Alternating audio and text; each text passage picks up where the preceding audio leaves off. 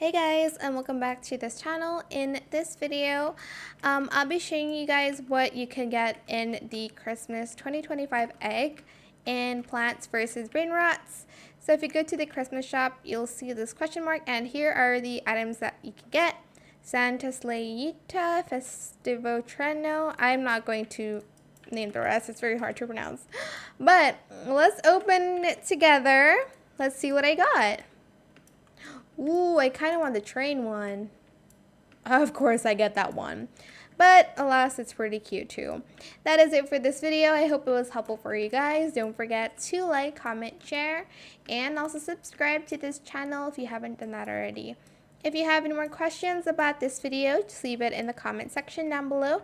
I'll try my best to answer them all for you guys.